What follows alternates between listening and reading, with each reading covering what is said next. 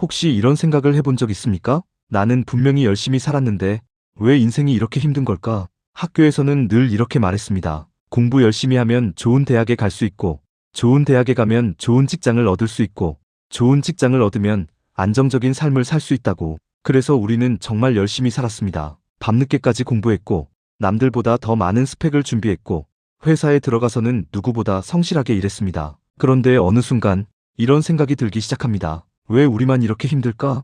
분명히 노력은 했는데 삶이 크게 나아지는 느낌이 없습니다. 열심히 살아왔는데도 앞이 보이지 않는 것 같은 기분이 들 때가 있습니다. 오늘 마음이 과학은 이 질문의 답을 찾아보려 합니다. 우리가 게을렀던 걸까요? 우리가 틀린 선택을 한 걸까요? 아니면 전혀 다른 이유가 있는 걸까요?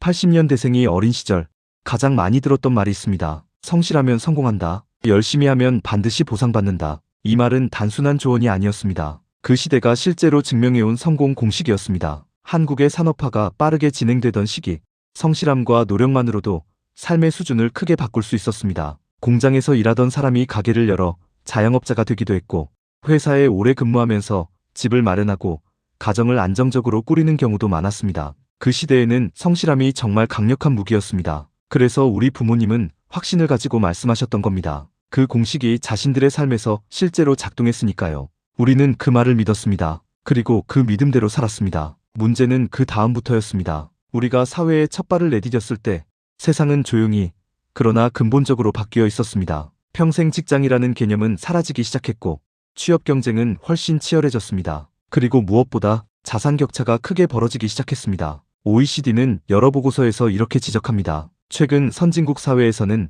부모의 경제적 배경이 자녀의 삶에 미치는 영향이 커지고 있으며, 개인의 노력만으로 계층 이동을 이루기 어려워지는 경향이 나타나고 있다고. 스터티스틱스 코리어의 가계자산 조사에서도 부동산 가격 상승과 자산 격차 확대가 세대 간 경제적 불균형을 만드는 주요 요인으로 지적된 바 있습니다. 이것은 우리가 게을렀다는 이야기가 아닙니다. 뇌과학적으로 볼 때 인간의 보상 회로는 기대치와 현실의 간극이 클수록 더 큰 고통을 느낍니다. 우리는 성실하면 보상받는다는 공식에 맞춰 뇌가 세팅되어 있는데, 정작 돌아오는 현실은 그 기대와 다릅니다. 열심히 뛰어도 결승선이 계속 뒤로 밀리는 이 기분, 이것은 의지의 문제가 아닙니다. 게임의 규칙이 바뀐 것입니다. 이쯤에서 많은 80년대생이 하는 행동이 있습니다. 자기 자신을 탓하기 시작하는 것입니다. 내가 더 노력했어야 했나? 내가 선택을 잘못한 걸까? 나만 이렇게 살고 있는 건 아닐까? 심리학 연구에 따르면 사람은 어려움에 처했을 때 구조적 요인보다 자기 자신에게 원인을 돌리는 경향이 있습니다.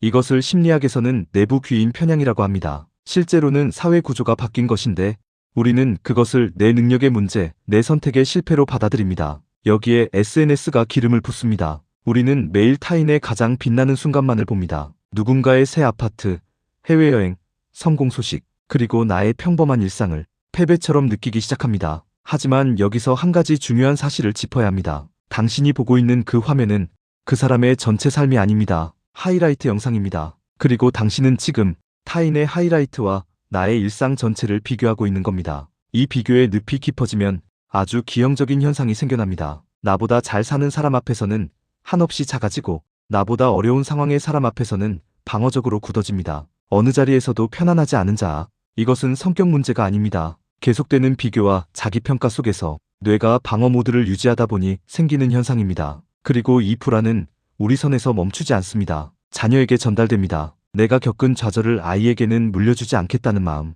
그래서 아이가 겪어야 할 작은 실패까지 미리 막아줍니다. 하지만 심리학에서는 이것을 경고합니다. 정서적 회복력은 작은 좌절을 직접 경험하고 스스로 극복하는 과정에서 길러집니다. 아이가 겪어야 할 돌멩이를 부모가 다 치워주면 아이는 작은 장애물에도 쉽게 무너지게 됩니다. 당신이 아이를 위해 하는 그 모든 것이 진심으로 아이를 사랑하기 때문임을 압니다. 하지만 그 사랑이 온전히 전달되려면 먼저 당신 자신의 불안을 들여다볼 필요가 있습니다. 그렇다면 우리는 어떻게 해야 할까요? 먼저 한 가지를 인정하는 것에서 시작합니다. 우리는 다른 시대를 위해 만들어진 지도를 들고 지금 이 시대를 걷고 있었다는 것입니다. 그 지도가 틀렸다는 게 아닙니다. 그 지도가 만들어질 당시에는 정확했습니다. 하지만 지형이 바뀌었습니다. 지금 시대에 점점 더 중요해지는 것은 한 분야만 깊이 파는 전문성보다 여러 분야를 연결하는 능력입니다. 빠른 변화에 적응하는 유연함, 스스로 방향을 선택하는 자율성, 그리고 실패해도 다시 시작하는 회복력입니다. 80년대생은 사실 이 능력을 가질 수 있는